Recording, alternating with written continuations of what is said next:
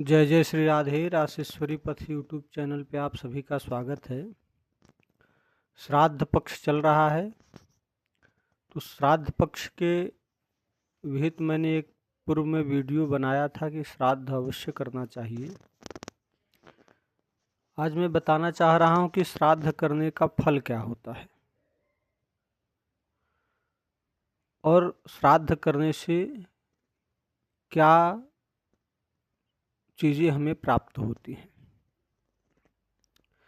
आयुः पुत्रान् यशः कीर्ति तुष्टिः पुष्टिः बलं श्रियं पशून् सुखं धनं धान्यं प्राप्नुयात् पितृपूजनात्। पितरों के पूजन से, पितृ कार्य करने से, तर्पण इत्यादि करने से जो पितरों का पूजन करता है, पितरों के निमित्त तर्पण करता है, उस व्यक्ति की आयु,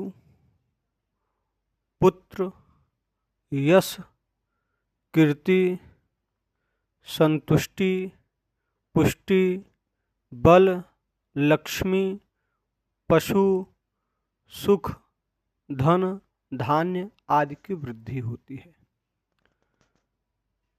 जो बड़े बड़े यज्ञों के करने से भी प्राप्त नहीं होता, वह केवल पितरों के निमित्त पिंडदान, पितरों के निमित्त तर्पण तथा पितरों के निमित्त श्रद्धा भाव से दान किया हुआ फल, दान की हुई वस्तुएं, ऐसा करने मात्र से ही यश, कीर्ति, बल, बुद्धि, ऐश्वर्य, पशु इत्यादि व्यक्ति को सरलता से प्राप्त हो जाते हैं।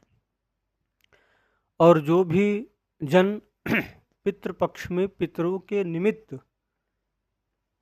तर्पण, पिंडदान या ब्राह्मण भोजन इत्यादि कराते हैं, उनके लिए शास्त्र सम्मत से एक सुविधा और है कि अगर वो धर्माचरण का पालन करते हुए पितरों के निमित्त यह सब कर्म करते हैं, तो भविष्य में, जैसा कि देश काल परिस्थिति में देखा जा रहा है कि धीरे धीरे पितरों के निमित्त, देवताओं के निमित्त, गुरुओं के प्रति लोगों की श्रद्धा कम होती जा रही है, विश्वास कम होता जा रहा है। तो आने वाले भविष्य में अगर हमारे संतानें हमारे निमित्त कुछ नहीं भी करेंगी, तो केवल हमारे द्वारा किए हुए अपने पितरों के कल्याण के निमित्त जो हम कर्म कर रहे हैं, इसी से हमारा भी उद्धार हो जाएगा। फिर मृत्यु के बाद हमें किसी तर्पण, किसी पिंडदान तथा किसी अन्य दान की आवश्यकता नहीं पड़ेगी हमारे कल्याण के लिए। इसलिए पितरों का तो कल्याण होता ही है पिंडदान, तर्पण, दान, ब्राह्मण भोजन इत्यादि से।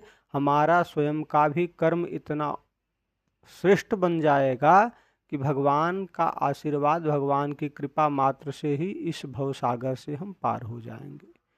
इसलिए सभी को पितृपक्ष में अपने पितरों के निमित्त नाम गोत्र द्वारा तर्पण, हवन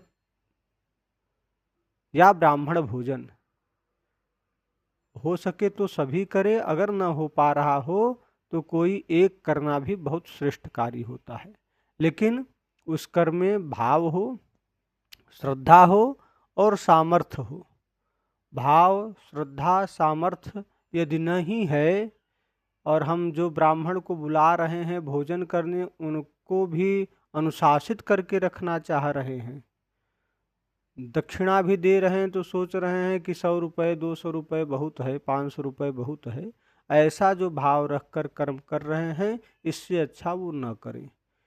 यदि अपना सामर्थ्य 2 रुपये का है तो 2 रुपये दे, 10,000 का है तो 10,000 दान करने की क्षमता होनी चाहिए। जो सामर्थ्य भगवान ने दिया है, उस सामर्थ्य का सदुपयोग करके पितरों के निमित्त अपने सामर्थ्यानुसार दान अवश्य करें। कम से कम उतना दान करना चाहिए जितना पितरों की सामग्रियों में खर्च होता है। जय जय श्री राधे।